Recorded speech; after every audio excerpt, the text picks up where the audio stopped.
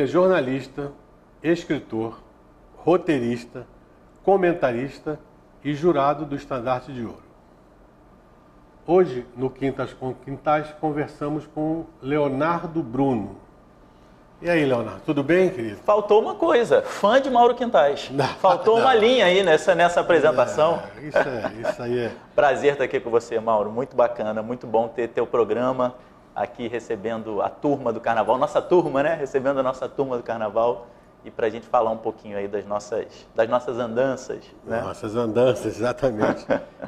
Você sabe que o nosso programa, ele visa o público mesmo, aquele que está lá fora, que está distante desse burburinho do Carnaval. E esse profissional que quer conhecer melhor o Carnaval, quer saber como que ele trabalha, por onde, por que porta que ele vai adentrar o Carnaval.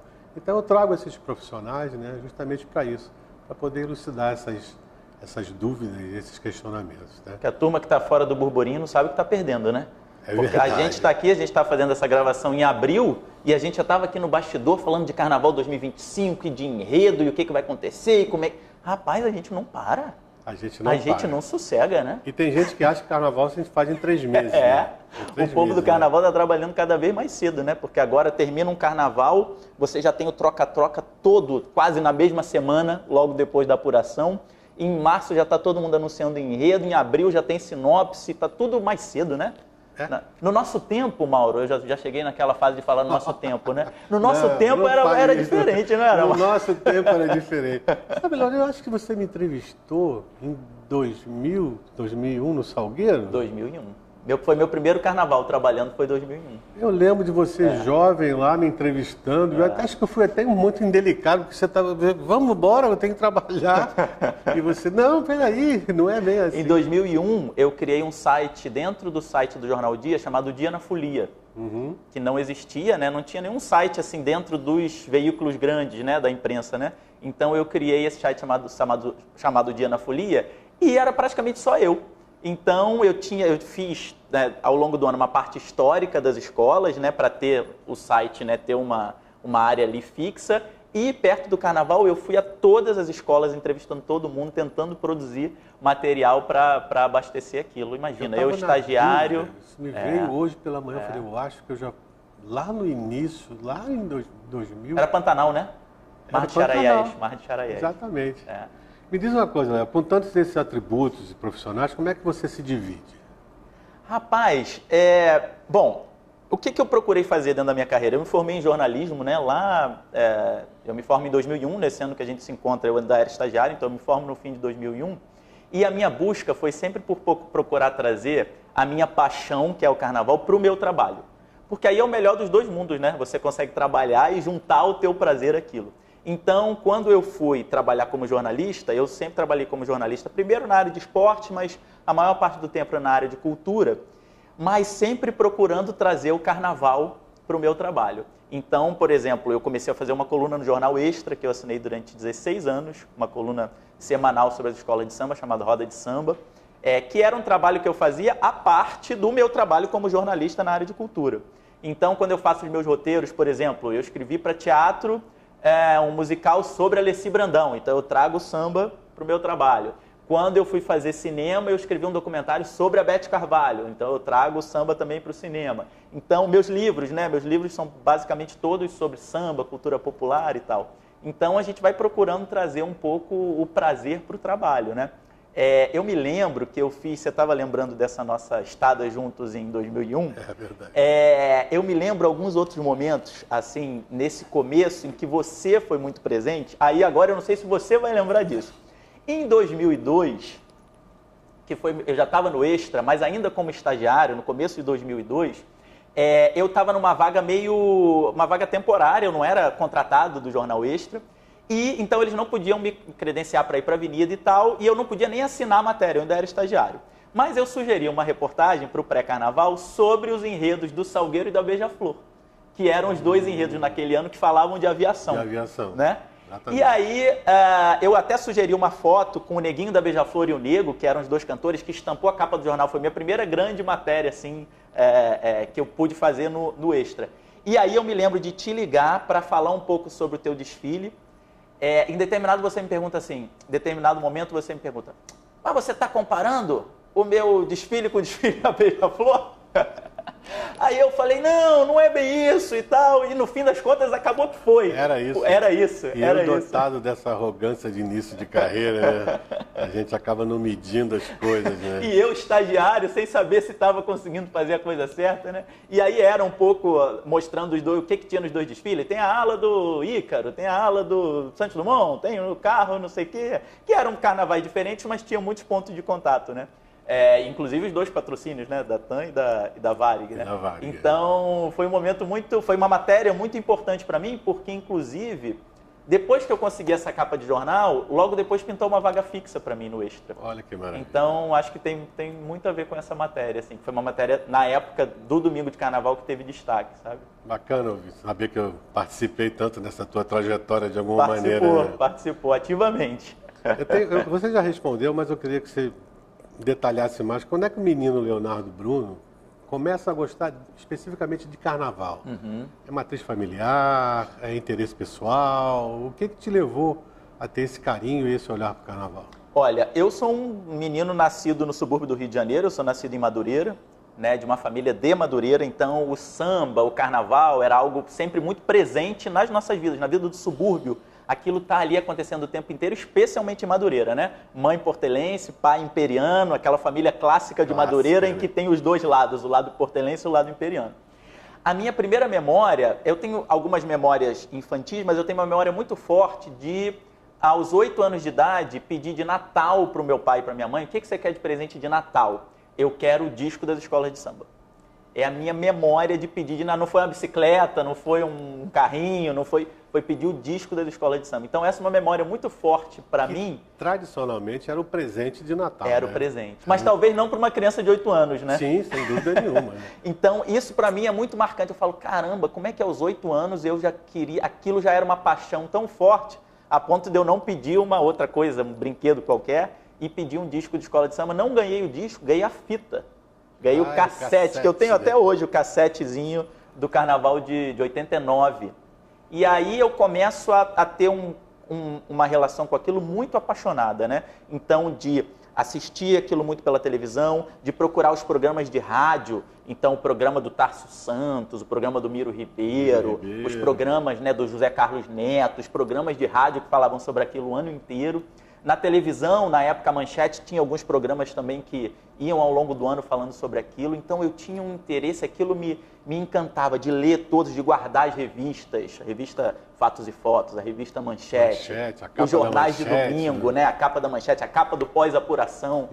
Eu guardava aquilo tudo. Aquilo era o meu brinquedo, assim, né? Então, eu sempre tive uma relação muito apaixonada com aquilo. E aí é o que acontece. Quando eu começo a trabalhar, quando eu viro jornalista, eu falo, cara, isso aqui pode também me trazer algum caminho profissional, porque eu gosto tanto disso aqui que vamos, já que eu não sou sambista, já que eu não toco, não canto, não sambo, não danço, pelo menos eu conto. Já que eu não canto, pelo menos eu conto. Então passei a contar as histórias de carnaval. Você falou uma coisa com relação às rádios, né? Como tinha um programa de rádio, né?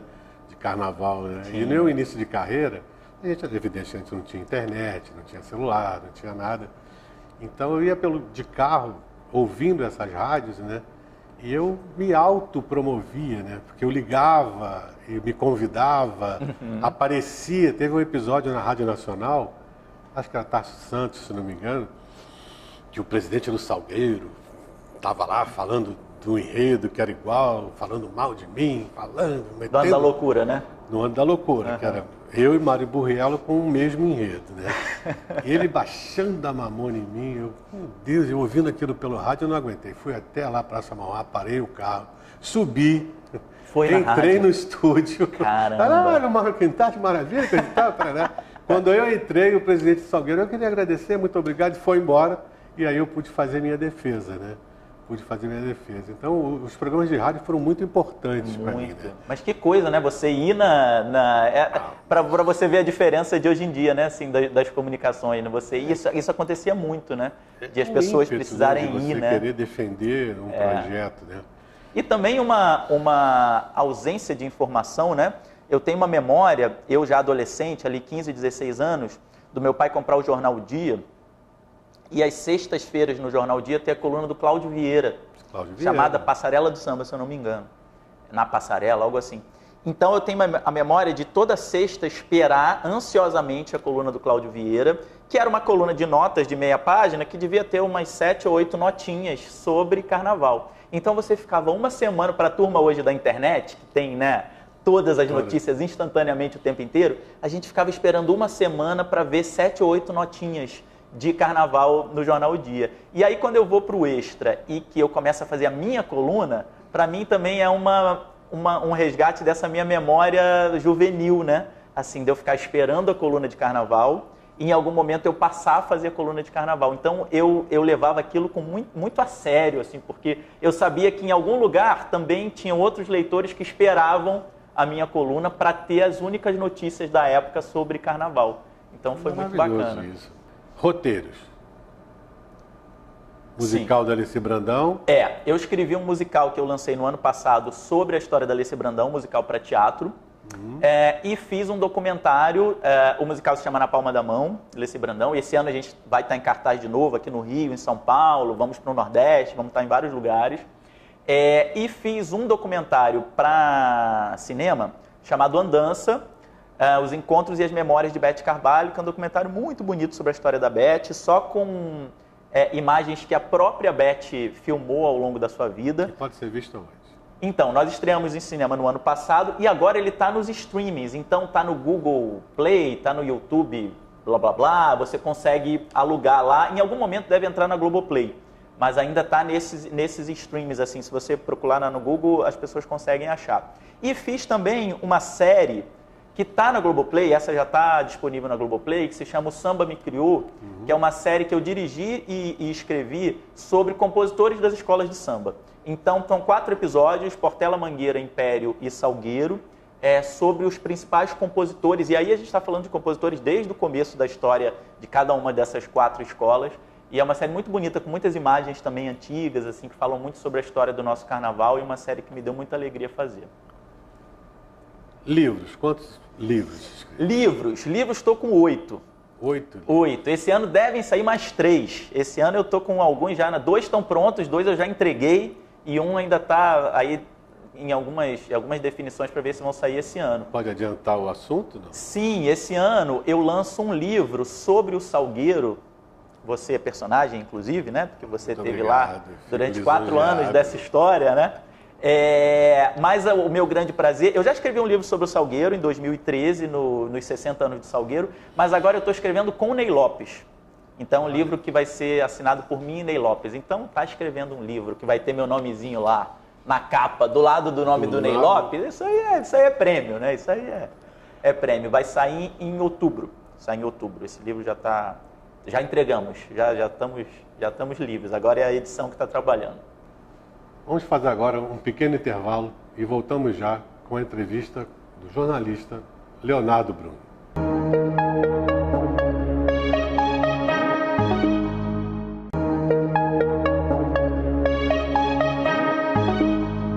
Voltamos agora com a entrevista do nosso querido Leonardo Bruno.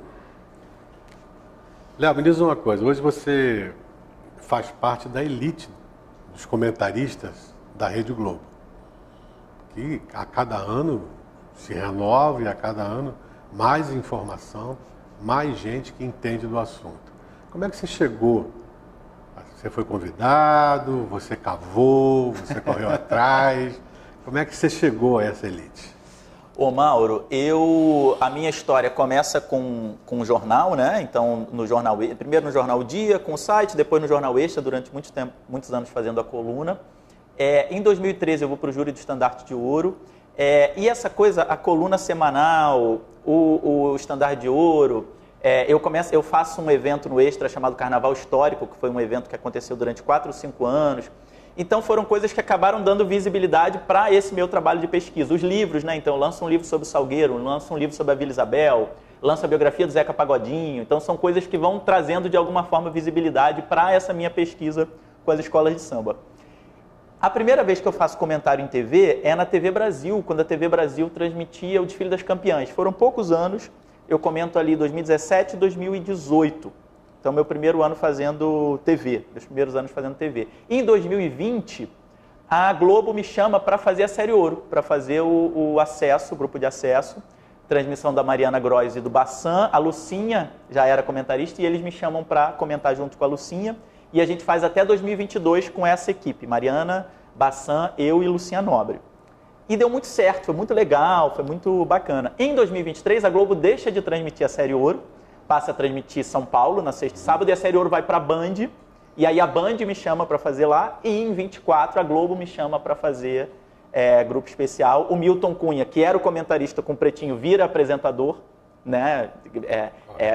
Vai para um outro posto, né? Sobe de posto, digamos, e aí vaga essa posição de comentarista. Como eu já tinha feito lá a Série Ouro, foi natural que eles me chamassem. E, cara, é uma experiência, assim, incrível e muita responsabilidade, né, Mauro? Porque, assim, eu me lembro como a minha paixão pelo carnaval tem a ver com o que eu via na TV, com as transmissões da TV. Então, a gente tem muita ciência ali, quem está fazendo aquilo, né?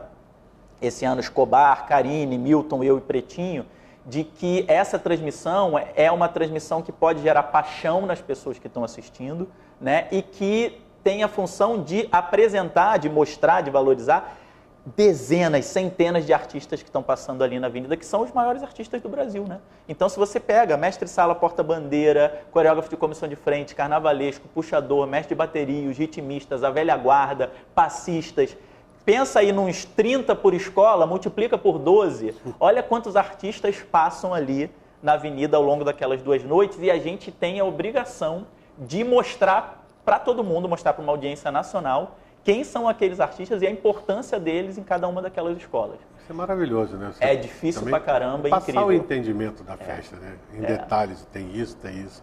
Existe uma divisão ali muito específica, né? Você falou que o Milton passou a ser apresentador. Sim, então, sim. Toda a responsabilidade do que está sendo visto ali, do que está sendo executado, coreografado, fica em sua responsabilidade. Então, o Milton virou apresentador, mas ele não deixa de comentar, e que bom, porque ele é o cara que faz isso melhor, não tem ninguém acho que o igual Milton ao Milton. É o grande chanceler do carnaval. Eu estava comentando essa semana que o que para minha geração foi aquela figura do Pamplona comentarista, né, o cara que era referência, a gente queria ouvir o que o Pamplona estava fazendo, e ele forma uma geração inteira a partir dos comentários dele, é o Milton de 10 anos para cá. Então, assim, o Milton é hoje essa grande voz, esse grande comunicador. Eu brinco que ele é a Globeleza, não tem mais a Globeleza, né? Agora a figura da Globeleza é o Milton. Ele é o sinônimo de carnaval e ele faz aquilo muito bem. Então, assim, mesmo ele indo para tendo um outro papel ali dentro, ele não pode deixar de comentar. Então, ele continua falando sobre o desfile inteiro, né? O Pretinho fala muito sobre a questão musical e é esse cara genial, né? Esse craque. Todo mundo hoje em dia da música brasileira quer ter o Pretinho, não só do samba, né? A Bethânia quer ter o Pretinho, a Marisa Monte quer ter o Pretinho, Caetano quer ter o Pretinho e a transmissão Globeleza tem que ter o Pretinho também. Tem que ter o Pretinho. E eu fiquei ali numa posição de bater bola um pouco com os dois, né? De bater bola um pouco com o Milton na área cenográfica, plástica, de enredo, né, de contar aquela história, e tentando bater um pouco de bola com o Pretinho na parte musical, e também falando sobre dança, que é uma paixão minha, mestre sala e porta-bandeira, comissão de frente, procurando falar um pouquinho sobre tudo. Falando em mestre sala e porta-bandeira, estava ali no Twitter lendo umas postagens suas, umas colocações. Você tem certas críticas com relação ao julgamento de mestre sala e porta-bandeira. Define isso para o nosso público. Eu acho importante a gente pensar o que é a dança do mestre sala da porta-bandeira, né?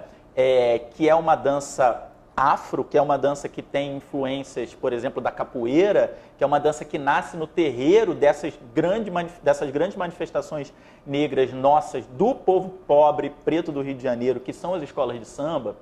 E que hoje, se a gente for observar o julgamento dos últimos anos, das últimas décadas talvez, é um julgamento feito quase exclusivamente por profissionais que vêm do Teatro Municipal do Rio de Janeiro. Profissionais incríveis, profissionais gabaritadíssimos, mas que têm uma formação da dança clássica, da dança erudita, né, do balé.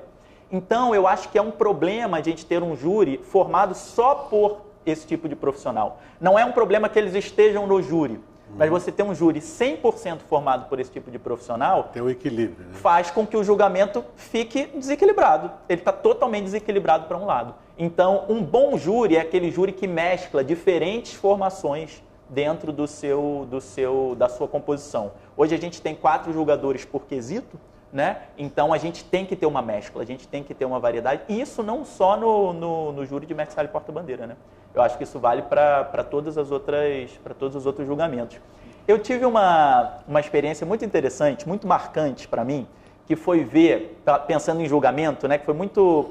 definir um pouco a minha visão sobre julgamento. Em 2004, o Império Serrano leva para a Avenida Aquarela Brasileira, faz uma reedição de Aquarela Brasileira. Foi o ano que você também reeditou na Viradouro o samba do Círio de Nazaré. Círio de Nazaré.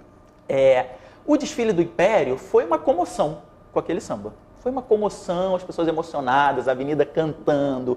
Foi um estouro, embora plasticamente a escola não tenha ido bem. A escola com muitos problemas financeiros, né, e tal.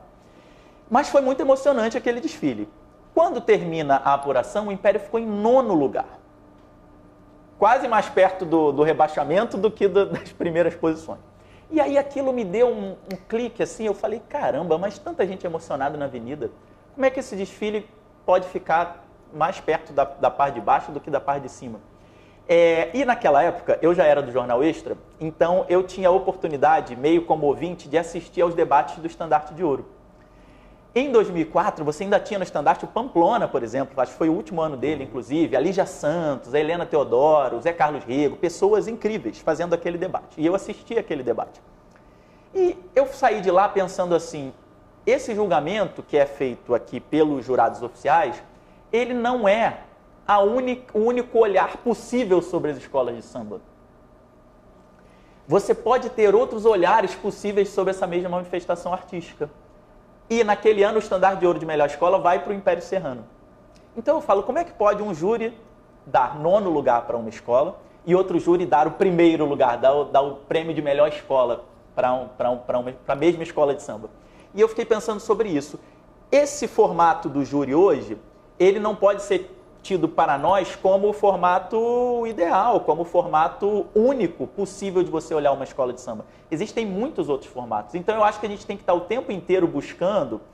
Hoje eu vejo muitas escolas de samba tentando se adequar ao que o júri quer, sim, em vez de tentar mostrar que o júri pode ser diferente.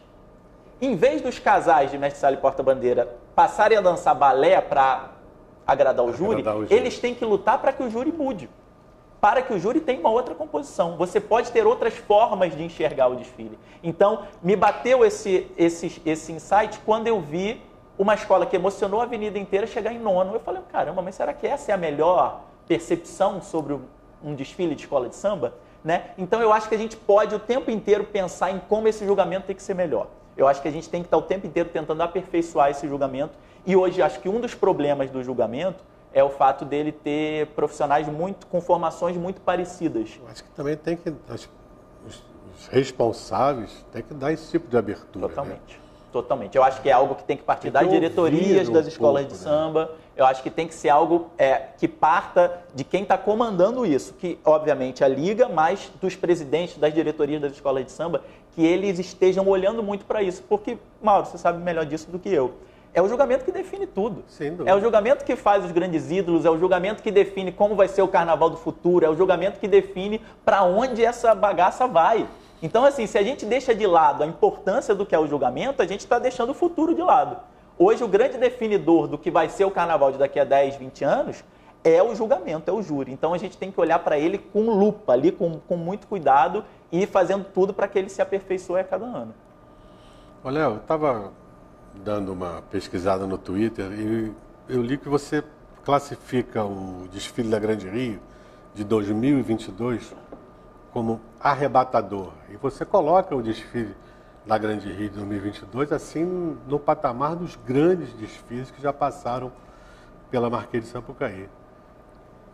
Classifica isso para mim, explica um pouquinho para mim agora. Sim. Por que esse teu olhar, por que esse teu carinho por esse desfile? Ô Mauro, eu saí da avenida aquele ano com a impressão de que esse desfile, pensando no século XX, né?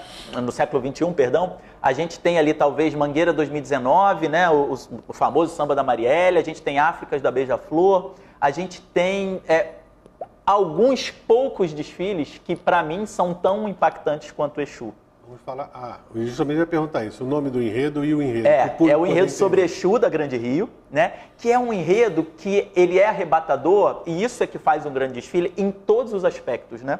Porque a gente lembra muito do arrebatamento visual, né? Que a gente teve, e para mim é muito vivo na memória, como a cada carro, a cada setor, aquilo me trazia uma sensação de espanto e de encantamento e de deslumbramento diante de cada alegoria e cada setor que passava, mas também um arrebatamento com aquele samba e com aquela bateria.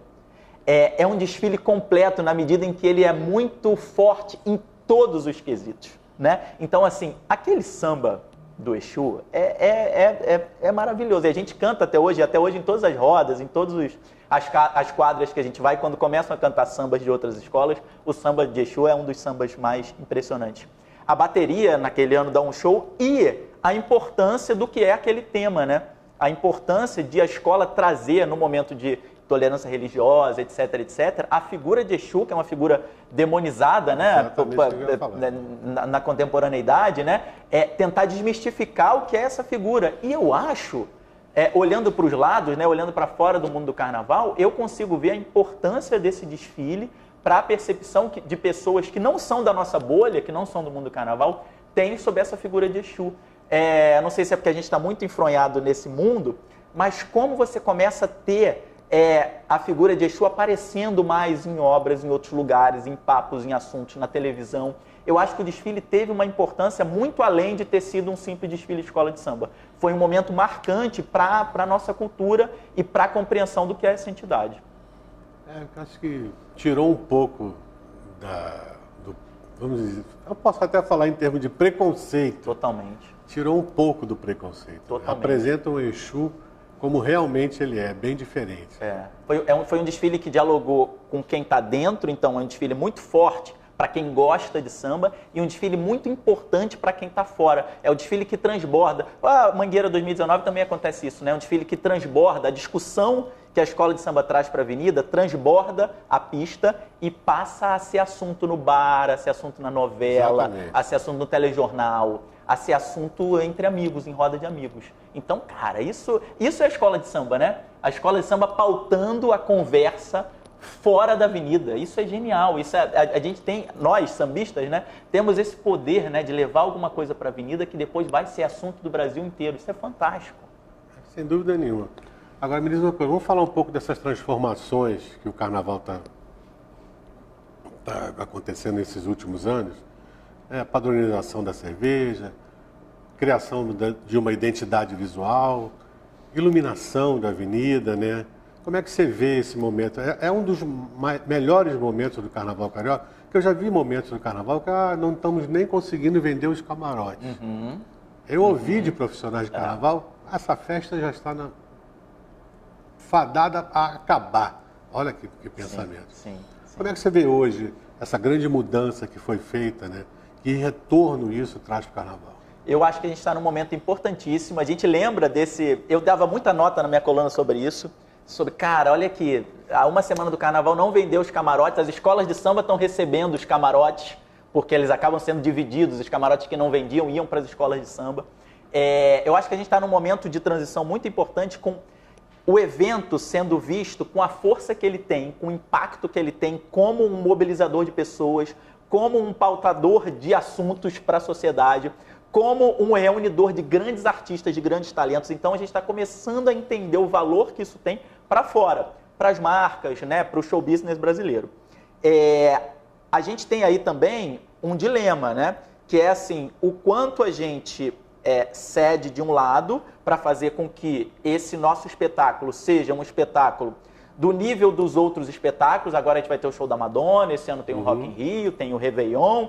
O Carnaval entrando um pouco nesse mundo dos grandes espetáculos e o quanto a gente não deixa que isso afete o que a gente tem de melhor. A essência. Ou seja, o quanto a gente não deixa que isso faça com que os nossos espetáculos sejam pasteurizados, né, com que o que está passando ali na avenida seja o mesmo que está passando na parada da Disney. Então, assim, enquanto a gente consegue manter isso, e aí tem duas coisas muito importantes que eu chamaria atenção para a gente ficar de olho, que é o júri, já falei sobre isso, o quanto o júri é importante para manter aspectos essenciais do nosso carnaval. Então, no momento em que o júri fala, não, eu não aceito que um casal de mestre-sala e porta-bandeira desfile no escuro, o júri está falando, isso aqui não é Broadway, isso aqui não é um espetáculo Broadway. Na Broadway talvez isso poderia, no carnaval não. Então o júri tem esse papel, tem esse poder, é importante. E um outro ponto importante é o público. Quem é esse público? O quanto esse público... O carnaval, o desfile de escola de samba, ele é vivo. Ele depende dessa interação com o público. Cara, Mauro, você fez Dona Ivone Lara. É verdade. Assim, o que é Dona Ivone Lara sem aquele público? Entendeu? E o que vira o desfile de Dona Ivone Lara com aquela interação com o público? Acho que é aquela catarse que tem que existir com o público, né? A gente faz carnaval pro público, pra isso. Né? Esse ano agora, teve um momento que eu fiquei no camarote lá da Porto da Pedra e foi um momento que não tinha ninguém. Acho que todo mundo saiu. Sabe aqueles momentos que o camarote fica meio vazio? E era um intervalo entre duas escolas. E eu parei ali, eu estava voltando de 4 anos de São Paulo. Aí eu voltei, parei, eu olhei para a direita, olhei para a esquerda, a iluminação, o sambódromo lotado, e aquilo vibrava. Eu falei, eu faço parte do maior espetáculo do mundo. É isso. Poucas vezes eu tive esse sentimento, né? E naquele momento, talvez por eu estar voltando de São Paulo, que é um tipo de trabalho diferente, público diferente, escolas muito diferentes, aí eu parei ali, cara, eu olhei e falei, porra, que foda, é isso, que né? energia aqui, né? Ali aquilo vibra, né? Então, assim, quem está ali assistindo é muito importante pra gente. Então, a gente tem que ter cuidado também para que quem a gente coloca ali assistindo, nos camarotes, nas frisas e tal, que a gente não perca essa energia circulante, porque essa energia é parte do espetáculo, né? Você está falando sobre, caramba, eu faço parte disso. Eu acho que nós vivemos uma sensação juntos, muito bonita, não sei se você vai lembrar disso, mas há 20 anos atrás, mais de 20 anos atrás, você fez um carnaval sobre Bibi Ferreira, na Viradouro. Uma das grandes marcos da minha carreira e um dos orgulhos, assim, da minha vida. Um dos grandes momentos da Sapucaí, né? Aquele desfile, né? E eu tive o privilégio de ir com você, como repórter do Jornal Extra, na casa da Bibi Ferreira, no dia em que você foi mostrar os desenhos para a Bibi. Cara, eu com 20 e pouquinhos anos de idade, eu falei, o que eu estou fazendo aqui no meio dessa gênia da arte e do cara que está homenageando ela, e vendo esse encontro e vendo a reação da Bibi a cada fantasia que você tirava e a cada carro que você mostrava para ela. Então, Amália, então Piaf, então o pai dela, muito importante naquele desfile, né? A emoção dela vendo um pouco o desfile a partir do que você estava mostrando. Eu acho que provavelmente é um dos momentos, né, da tua carreira assim, mais emblemáticos, e para mim, como observador, também foi, porque quando que eu ia estar na frente de Bibi Ferreira, ela relembrando todos os grandes momentos da vida dela, emocionada ali no sofá da casa dela, no Flamengo ali, né, na Rui Barbosa, né, com um janelão que dava para a Baía de Guanabara, assim. Foi um momento assim que eu não esqueço aquele dia. Eu estabeleci a partir dali uma admiração pela Bibi fortíssima, porque aquela mulher está no top 5 das grandes gênias brasileiras, né? Uma grande diva. E eu me lembro de voltar depois na casa dela, acho que na véspera do carnaval, alguma coisa assim, para uma outra reportagem, a partir da relação que a gente estabeleceu ali. Ela foi muito querida comigo, depois em teatro, em outras coisas que eu vi dela, e sempre ia no camarim falar com ela. E tem uma memória de a Bibi, a gente indo pegar uma água assim, ela foi pegar uma água para mim na cozinha, e ela parar no corredor e começar a falar de teatro, e pegar a minha mão e falar sobre teatro, e nós dois nos emocionarmos, assim. Então, acho que o carnaval também permite isso pra gente, né? Encontrar essas pessoas, estar com essas pessoas à flor da pele, sentir essa energia. Acho que são momentos que a gente não esquece, né? Foi, sem dúvida nenhuma, um dos grandes carnavais que eu participei. Bibi Ferreira foi uma honra para mim. Léo, estamos chegando no final da nossa entrevista, e aqui no Quintas com Quintais, eu sempre fecho com uma pergunta-chave. Quem é Leonardo Bruno? Cara, eu sou um cara que quer contar as histórias do carnaval, que quer contar as histórias dos sambistas, que quer registrar essa história para que quem venha depois conheça essa história, mas sempre com uma ideia, e o Estandarte me deu muito isso, de tentar fazer com que esse espetáculo seja melhor. Nunca registrar simplesmente pelo registro, mas registrar para que aquilo melhore, para que o sambista seja mais valorizado, para que as escolas tenham mais visibilidade, para que aquele espetáculo seja cada vez melhor. Eu acho que é por aí. Se eu conseguir um pouquinho disso, tá bom, né? É sua missão, né? Muito obrigado pela entrevista. Obrigado por tudo. Muito obrigado por tê-lo aqui. Foi um prazer muito grande. Sou teu fã. Há mais de 20 anos. Estou vendo 20 anos aqui da TV Alerj. Sou teu fã há mais de 20 anos. Esta foi a nossa entrevista com o jornalista Leonardo Bruno, aqui na TV Alerj, o canal do povo.